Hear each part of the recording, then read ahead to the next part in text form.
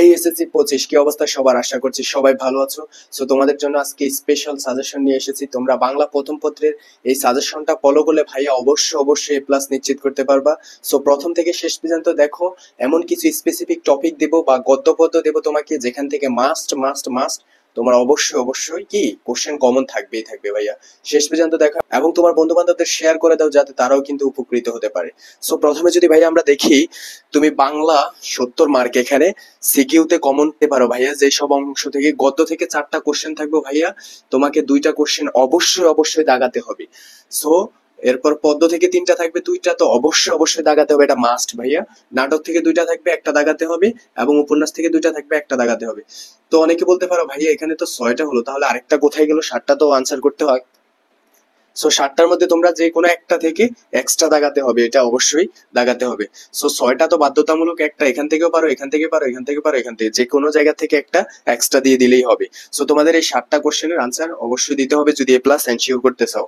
হ্যাঁ ভাইয়া, প্রথমে যদি গদ্য দেখো তাহলে অপরিচিতা, অপরিচিতা 3 স্টার দিয়ে রাখছি ভাইয়া। এটা থেকে অবশ্যই তুমি একটা কোশ্চেন পাবে। সো এটাকে তুমি 5 স্টার দিয়ে রাখো, আর 2টা স্টার বাড়ায় দাও। এখান থেকে প্রতি বছর প্রত্যেকটা বোর্ডে কিন্তু ভাইয়া এরকম কোশ্চেন হয়ে থাকে। সো 82 থেকে মাঝে মধ্যে পেতে পারো, বাট তোমার প্রিভিয়াস ইয়ারের কোশ্চেন গুলো দেখবা, ওখান থেকে যদি তোমার কি কোশ্চেন এসে থাকে প্রিভিয়াস ইয়ারে, তাহলে এই বছর না আসার সম্ভাবনাটাই কিন্তু অনেক বেশি। সো প্রিভিয়াস ইয়ারে আসছে কিনা তুমি এটা দেখবা। আর হচ্ছে আমার পদ প্রিভিয়াস ইয়ারে যদি এসে থাকে, তাহলে অবশ্যই এবার আসার সম্ভাবনাটা অনেকটা কম। আর যদি কি প্রিভিয়াস ইয়ারে না এসে থাকে, তাহলে অবশ্যই এটা 3 স্টার দিয়ে পড়বা। সো আমি মনে করি যে এ প্লাস যদি এনশিওর করতে চাও, তোমার ভাইয়া সব চ্যাপ্টার পড়তে হবে এবং ভালো করেই পড়তে হবে। তোমার কিন্তু এ প্লাস এনশিওর করতে হলে এমসিকিউ তে 30টাতে 28টা কি এনশিওর করার জন্য কি একটা ক্যাপাসিটি তোমার রাখতেই হবে। সো মানব কল্যাণ থেকে দেখবা, তাও ওই যে বললাম না, বেশি ইম্পর্টেন্ট না। তুমি প্রিভিয়াস ইয়ারে যদি কোশ্চেন গুলো এসে থাকে, তাহলে এটাকে ইম্পর্টেন্ট দিয়ে পড়বা। সো মাসি বেশি থেকে মাঝে মধ্যে কোশ্চেন হয়, মাঝে মধ্যে হয় না।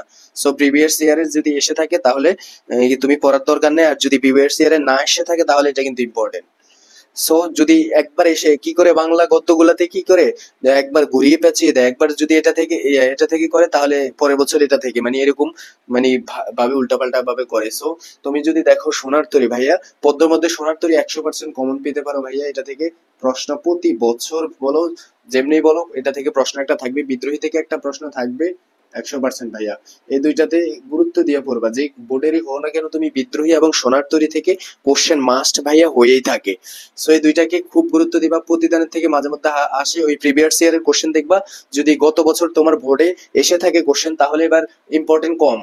কিন্তু কি গত বছর যদি না এসে থাকে, তাহলে এটা ইম্পর্টেন্ট একটু বেশি ভাইয়া, এটা দেখতে হবে তোমাকে। তাহারে পরে মানে সেম অবস্থা, 18 বছর বয়স ভাইয়া, 100% এখান থেকে একটা কোশ্চেন তুমি পেতেই পারো।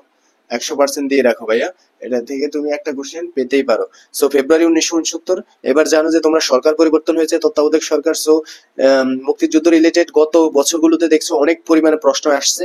সো এবার একটু কম আসতে পারে যদিও, তারপরে তোমার ফেব্রুয়ারি 1969 এটা কিন্তু তোমার জন্য খুব ইম্পর্টেন্ট। কি গণ অভ্যুত্থানের বিষয় নিয়ে প্রেক্ষাপটে রচিত একটি কি কবিতা।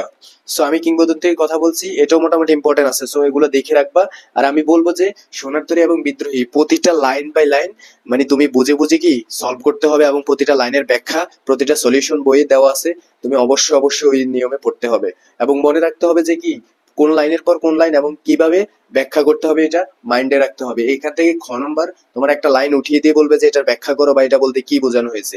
সো তোমার লাইন না জানা থাকলে বা ব্যাখ্যা না জানা থাকলে, তুমি অবশ্যই এটা সলভ করতে পারবে না। এরপর এমসিকিউ গুলো ভাইয়া এরকমই হয় যে মাঝে মধ্যে কি করে কবিতার একটা লাইন উঠিয়ে দিয়ে গ্যাপ দিয়ে দিচ্ছে যে এটার মধ্যে মানে কি হবে। সো তোমাকে ওইটা মিলাতে হয়। সো প্রতিটা লাইন বাই লাইন পড়ার কোনো বিকল্প নেই এ প্লাস পাওয়ার জন্য। এরপর দেখো ভাই, লাল সালু আর সিরাজউদ্দৌলা নাটক উপন্যাস, এটার কোনো সাজেশন হয় না। এখান থেকে কোশ্চেন অবশ্য হয়। 2টা জিনিস আছে। সো 2টা জিনিস তোমাকে অবশ্য পড়তে হবে এ প্লাস পাওয়ার জন্য। আর যদি বলো না ভাইয়া আমি একটা জিনিস পড়বো, তাহলে কিন্তু তুমি এ প্লাস থেকে বঞ্চিত হতে পারো। সো লাল সালু থেকে তো একটা মাস্ট তোমাকে করতেই হবে। উপন্যাস থেকে এবং নাটক থেকে 2টা কোশ্চেন মাস্ট করতে হবে। তুমি এখান থেকে কিন্তু একটা তোমার কি স্ট্রং জোন আছে, তুমি এটা চাইলে কিন্তু লাল সালুটা ভালো করে পড়ে কিন্তু 2টা কোশ্চেনের আনসার দিতে পারো, এবং সিরাজউদ্দৌলা থেকে একটা দিলে তুমি মোটামুটি এখানে 3টাতে 30 30-এর মধ্যে তুমি 25-26 কমন পাবাই পাবা ভাইয়া। 25-26 তুমি যদি একটা মোটামুটি স্ট্যান্ডার্ড লেখা লিখতে পারো, 25-26 তোমাকে টিচার দিতে বাধ্য ভাই এখান থেকে। এরপর হচ্ছে তুমি এখান থেকে 2টা দিতে পারো, বা 3টো যদি পারো দিতে পারো, এখান থেকে একটা কম দিতে হবে তাহলে। এরপর হচ্ছে কি, কবিতা তোমার 3টার মধ্যে 2টা দিতে হবে বাধ্যতামূলক। সো কবিতা থেকে কোশ্চেন গুলো একটু ট্রিকি হয় ভাইয়া, বোঝা যায় না যে অনেক সময় যে এটার মূল ভাব কি, বা উদ্দীপকের সাথে কবিতার কোন ভাবটার সাথে মানে মিলে।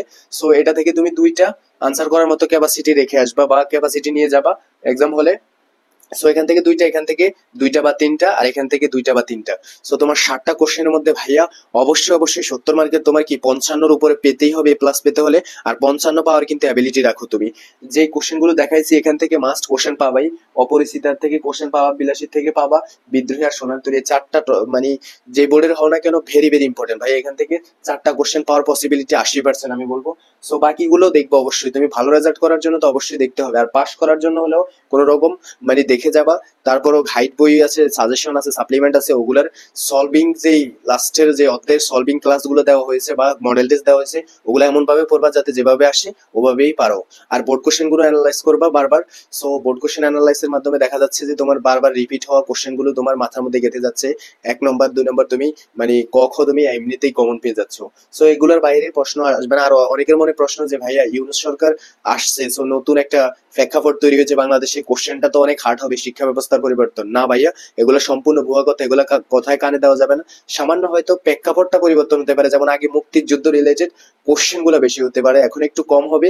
সো হতে পারে কিন্তু শিওর না। সো কিন্তু তোমার যে এই পড়ো না কেন, ইউনূস সরকার তো আর বাইরে থেকে আর বা মঙ্গল গ্রহ থেকে আর কোশ্চেন এনে দেবে না। তোমার বইয়ের পাঠ্য বইয়ের প্রতিটি লাইন যদি ভালো করে পড়ো ওখান থেকে আসবে, হয়তো একটু ডিপলি আসবে। আর আউট অফ সিলেবাসের বাইরে কখনো কোশ্চেন হয় না। সো তোমাকে মনে রাখতে হবে যে এখানে 55 এনশিওর করতে হবে। আর এমসিকিউর কথা বলি, এমসিকিউ তুমি সাপ্লিমেন্ট বলো, সলিউশন বলো, সব মানে যেগুলো দেওয়া আছে সাজেশন মূলক, ওগুলার সবগুলা কিন্তু শেষের যে মডেল টেস্ট আছে ভালো করে সলভ করবা ভাইয়া, মুখস্থর মতো করে ফেলবা, যাতে দেখলেই তুমি পারো এরকম একটা অ্যাবিলিটি রাখবা। সো এমসিকিউ 30-এর মধ্যে আমি বলবো যে তুমি 25 বা 26 এনশিওর করতে হবে যেভাবে হোক। 25-26 বা 27-28, অনেকে 29-30ও পেয়ে যাও। সো এটা খুব ভালো, কিন্তু বারবার সলভ করলে তোমার কিউরিসিটিটা অনেক বাড়বে। সো এটা ধারাবাহিকতা বজায় রাখবা। আর যদি পরবর্তীতে বাংলা দ্বিতীয় পত্রের জন্য সাজেশন চাও, অবশ্যই এটা শেয়ার করে দিতে হবে তোমার বন্ধুদের। এবং আমি যদি রেসপন্স পাই কমেন্টে, অবশ্যই তোমার বাংলা সেকেন্ড পেপারের জন্য সাজেশন দেবো। ওইটা কিন্তু আরো মারাত্মক হতে যাচ্ছে, কেননা ভাইয়া প্রতি বছর কিন্তু বোর্ড কোশ্চেন অ্যানালাইজ করে দেখতে পাচ্ছি যে প্রতি বছর বোর্ডের থেকে প্রচুর পরিমাণে বাংলা সেকেন্ড পেপার কোশ্চেন আসে। সো তোমার ওই সাজেশনটা পেতে হলে কি করতে হবে, শেয়ার দিতে হবে, এবং কি বন্ধুদের মেনশন করতে হবে, এবং বেশি বেশি কমেন্ট করতে হবে। সো ধন্যবাদ, চ্যানেলটি সাবস্ক্রাইব করে রাখবা এডুকেশন মূলক এবং মোটিভেশন মূলক কি ভিডিওর জন্য। সো ধন্যবাদ।